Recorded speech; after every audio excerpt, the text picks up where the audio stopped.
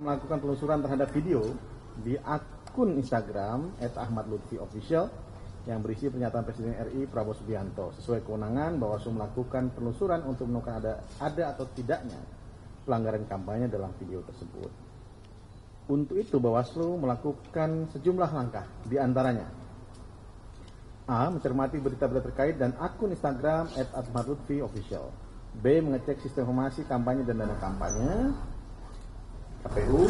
C. Meminta keterangan KPU Provinsi Jawa Tengah pada Sabtu 16 November 2024. Kemudian minta keterangan calon gubernur Jawa Tengah Ahmad Lutfi pada Senin 18 November 2024, mendengarkan pendapat ahli yaitu Titi Anggraini Dabudiati dan Khairul Fahmi pada Senin 18 November 2024, mengirimkan surat pada Menteri Sekretaris Negara, kemudian mengkaji ketentuan-ketentuan hukum terkait.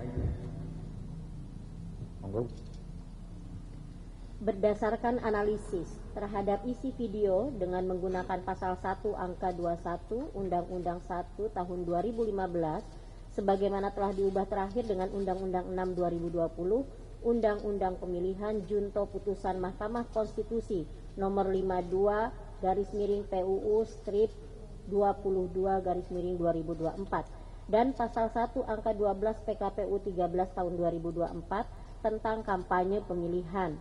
Terdapat dugaan Prabowo Subianto melakukan kampanye melalui media sosial, dalam hal ini akun Instagram @ahmadlutfiofficial.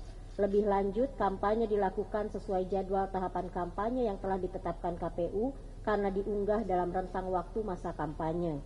Mengenai keterlibatan Presiden Republik Indonesia dalam kampanye pemilihan, Bawaslu merujuk pasal 70 ayat 2 Undang-Undang Pemilihan sebagaimana telah diubah dalam putusan Mahkamah Konstitusi nomor 52 tahun 2024 yang menyatakan pejabat negara termasuk presiden dapat ikut dalam kampanye dengan mengajukan izin kampanye sesuai dengan ketentuan peraturan perundang-undangan, termasuk harus memenuhi ketentuan A. Tidak menggunakan fasilitas dalam jabatannya kecuali fasilitas pengamanan bagi pejabat negara sebagaimana diatur dalam ketentuan perundang-undangan, dan B. Menjalani cuti di luar tanggungan negara.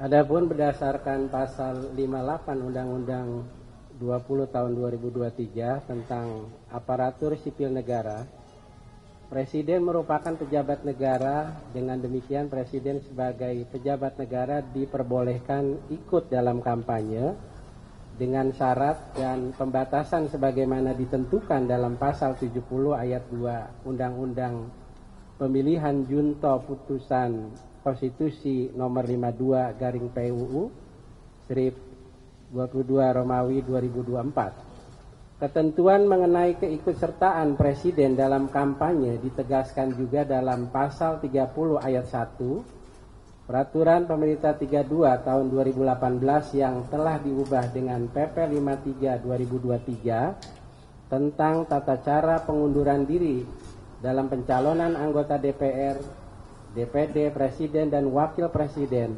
permintaan izin dalam pencalonan Presiden dan Wakil Presiden serta cuti dalam pelaksanaan kampanye pemilu, mengatur mengenai cuti dalam pelaksanaan kampanye pemilu.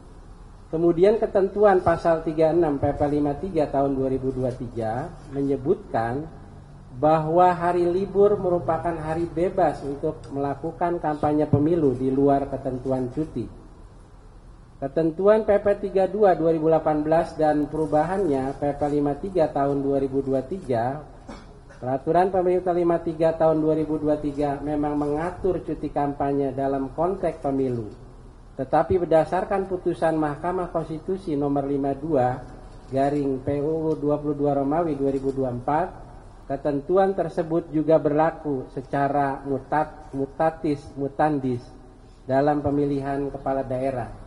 Diketahui bahwa pembuatan video dilakukan pada Minggu 3 November 2024. Dengan demikian, Presiden terbebas dari ketentuan mengenai cuti.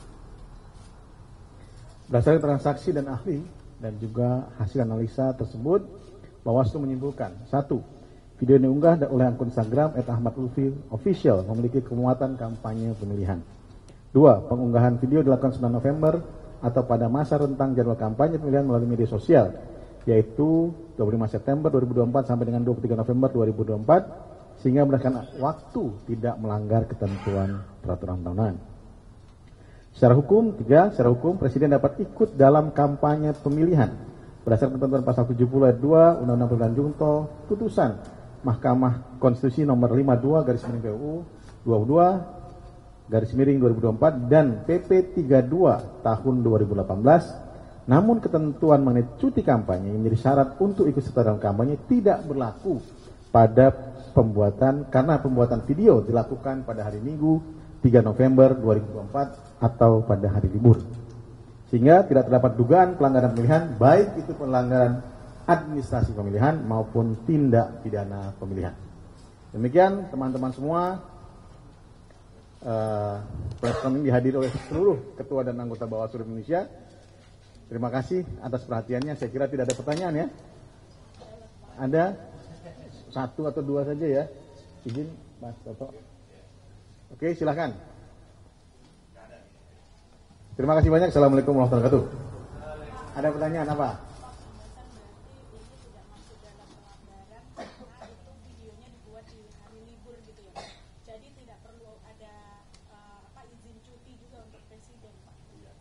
Ketentuan putusan MK nomor 52 menyatakan mutatis mutandis antara pemilihan umum dan juga pemilihan. Itu yang kami dapatkan dari hasil kajian dan penelusuran yang dilakukan selama 7 hari oleh Badan Pengawas Pemilu. Begitu Mbak. Cukup? Nah, cukup sepertinya. Terima kasih banyak teman-teman. Sehat selalu. Apa Mbak? Mbak Dian, apa lagi?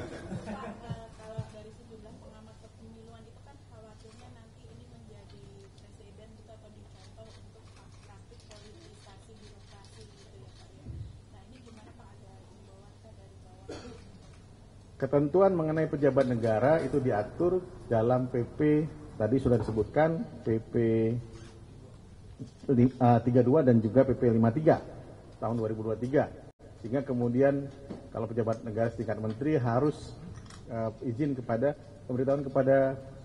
Presiden melalui Menteri Sekretaris Negara.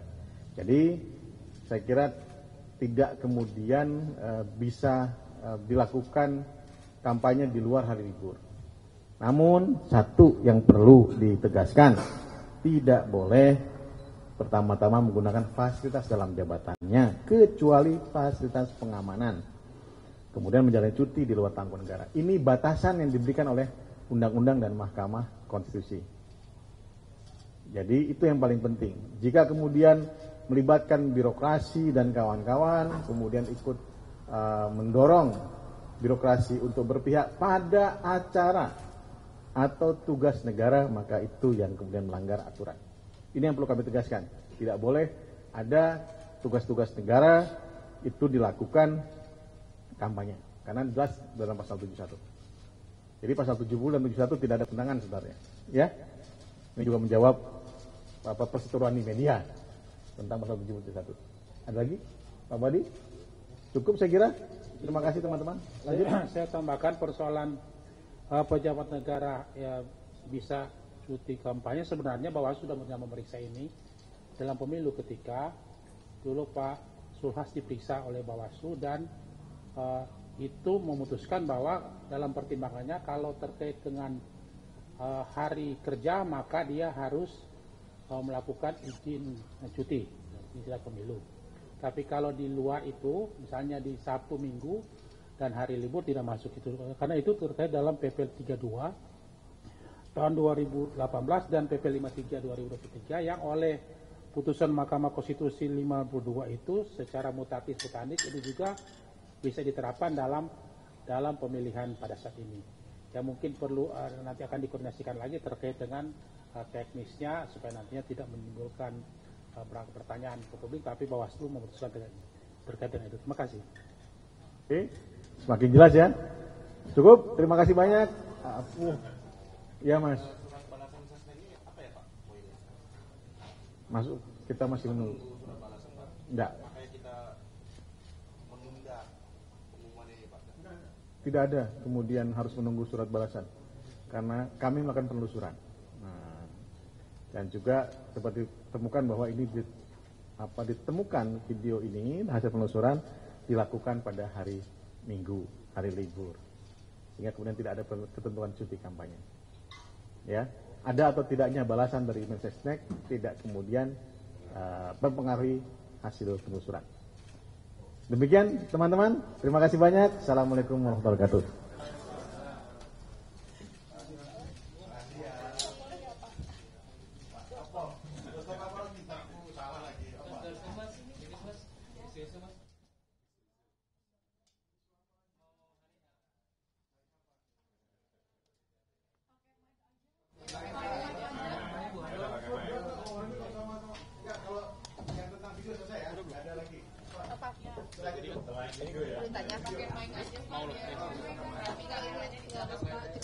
Selain video.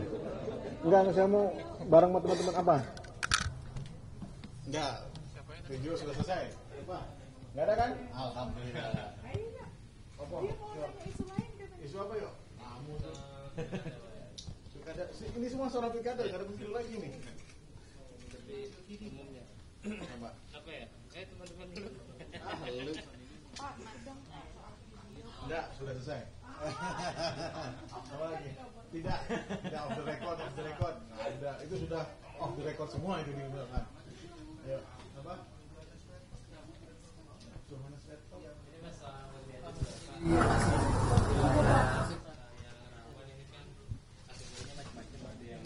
Tinggi.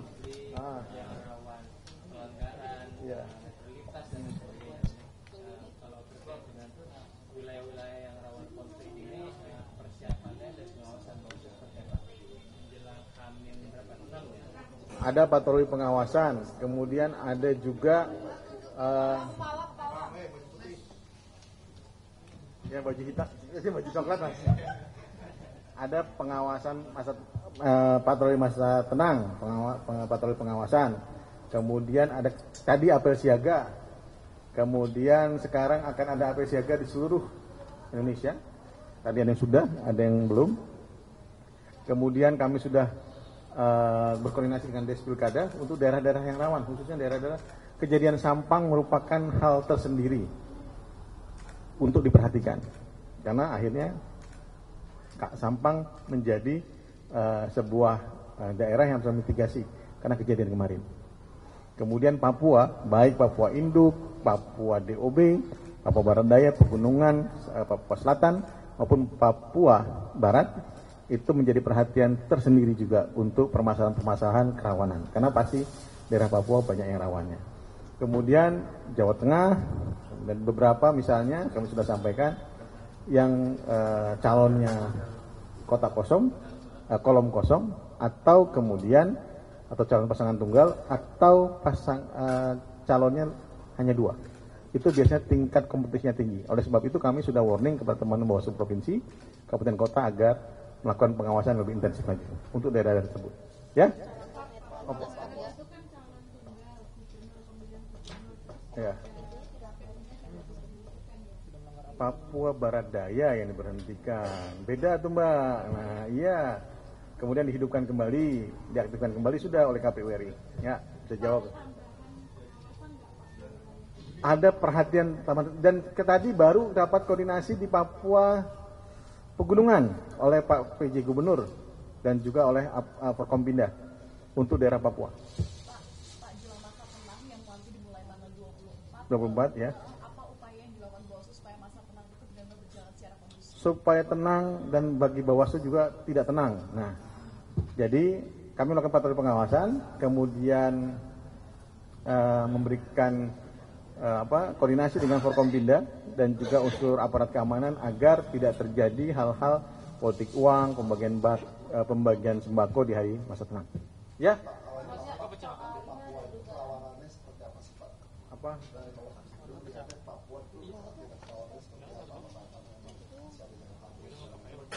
Ada banyak mas, kalau di tingkat kerawanan menurut teman-teman kepolisian adanya kelompok separatis bersenjata atau kelompok pengacau keamanan yang adalah dari situ tentang tingkat keamanannya, kemudian juga tentang sistem noken yang masih berlaku, tapi itu malah kadang-kadang lebih aman sistem nokennya.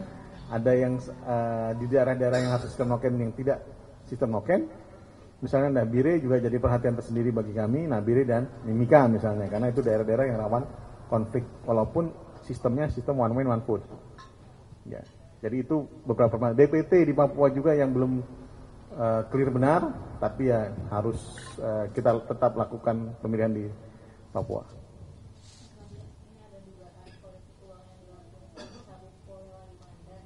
Polman, belum dapat info. Saya harus sampaikan belum dapat info. Nanti biar teman-teman Bawaslu Polres Mandar yang Bawaslu Polewali Mandar, Polman yang melakukan penerusannya. Ya, makasih ya. Laporan-laporan adanya kampanye, tim kampanye kota kosong sudah mulai. Ya, berkampanye yang penting tidak difasilitasi oleh KPU. Tapi melakukan sosialisasi bahwa ada kolom kosong itu harus disosialisasikan. Visi misi kolom kosong kan ngapain juga disosialisasikan, nggak boleh. Ya, karena yang paling penting adalah kampanye yang paling penting adalah semua warga negara berhak mengetahui calon kepala daerahnya. Dan juga bentuk surat suaranya seperti apa. Jadi surat suara kolom kosong itu harus diberitahukan kepada teman-teman warga negara, ya.